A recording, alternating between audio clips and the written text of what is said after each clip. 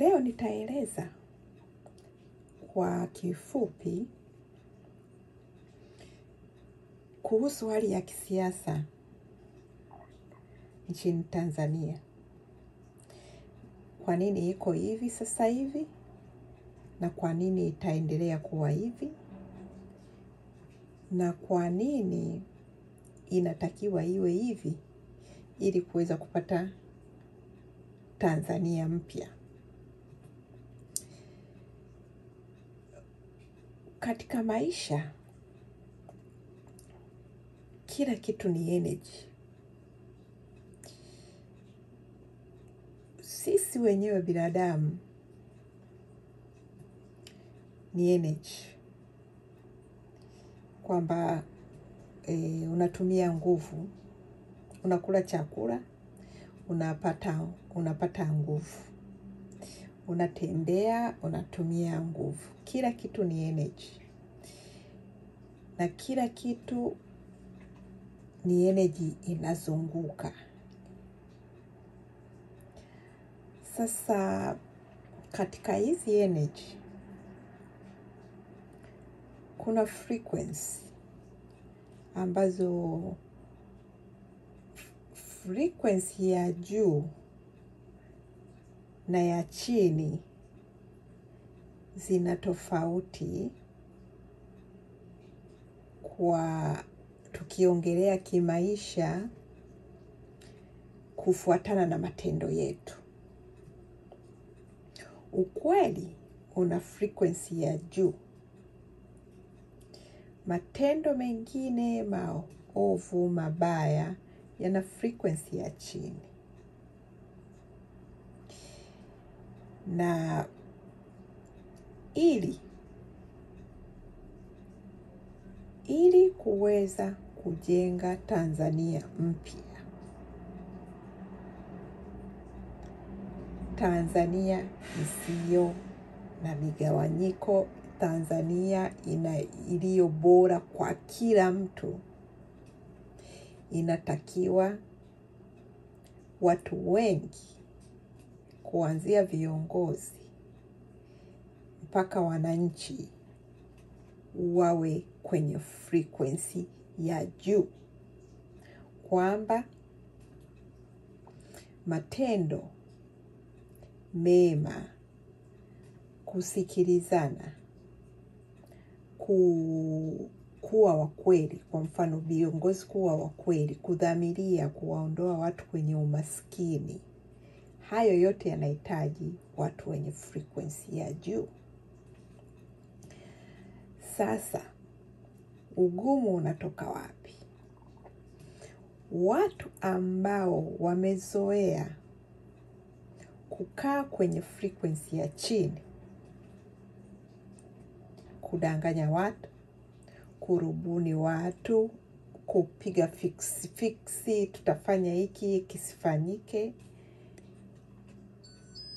kuwatoa kwenye hiyo frequency ya chini, lazima watagoma, kwa sababu ni sawa na kuwaambia wao wabadilike. Ndio maana unaona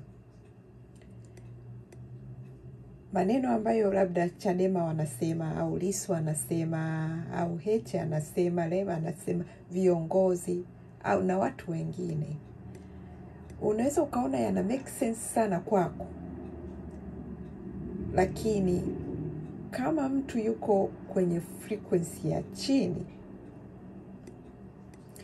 atagoma kwamba yasisikilizwe, kwa sababu yatamhitaji yeye kubadilika. Kwa sababu kwa mfano, wewe umezoea kunyanyasa watu, umezoea kuweka dili mahali, umezoea. Sasa ukisema ije Tanzania mpya isiyo na yenye dhamira ya mwananchi wa chini kuendelea, it means hutafitini kwenye hiyo yaani wewe mwenyewe itabidi ubadilike, uyaache hayo matendo yako, urudi kuwa mpya. Na hapo ndipo wengi watafight, kwa sababu sio tu mpaka mtu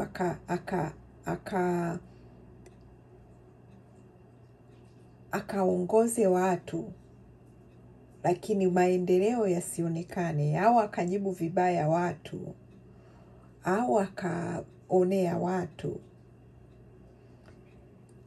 Hayo matendo hayatoki nje tu.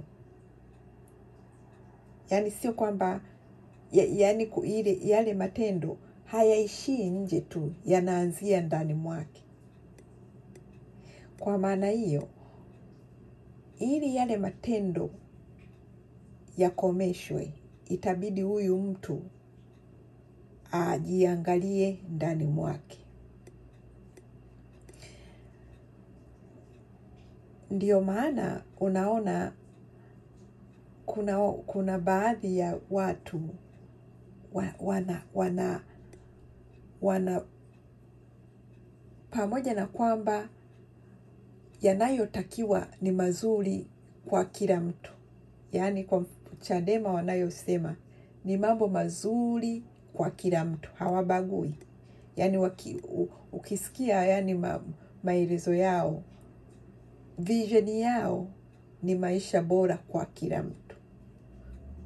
Lakini bado kuna watu wanataka kuwazuia, kuwazima ule ukweli usisemwe na mambo yasibadilike.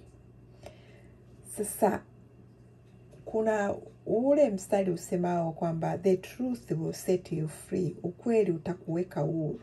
Ukweli ni higher vibration. Sasa kama mtu hataki ukweli, it means yuko kwenye low vibration. Na ili kusudi mtu aukubali ukweli, inabidi aukubali toka rohoni. That means inabidi ajikane yale matendo yake, ajiangalie upya na avunje zile tabia zake, ili yaweze kuwa matendo yako ya ndani yaweze kutokea nje, kwa sababu kila kitu kinaumbwa kuanzia ndani. Sasa kwa nini hawapendi hata watu wengine? Kwa mfano huo mkutano wa Lissu, kisikiliza mikutano ya Chadema ni kama yani ni wanawafundisha wananchi, si wanawafundisha, wanawaeleza wananchi ya mambo ambayo wananchi walikuwa wanatakiwa wawe wameyajua siku nyingi. Sasa ina maana maelezo ya Chadema yana rise vibration ya wananchi, na hawa wanaotaka kuyazima wanataka kulower vibration ya wananchi. Na katika kulower vibration ya wananchi, that means wanataka kubaki na Tanzania ile ile. Na kitu kikubwa ambacho hawa wanashindwa kuelewa, ukweli, ili vuguvugu lililopo kwa viongozi wa Chadema haliko tu ndani ya wao, liko pia ndani ya dunia yenyewe. Utakumbuka miaka ya katika historia kuna civilization kwa Kiswahili tunahitaji. Kuna civilization ambazo zilikuja na zikaondoka,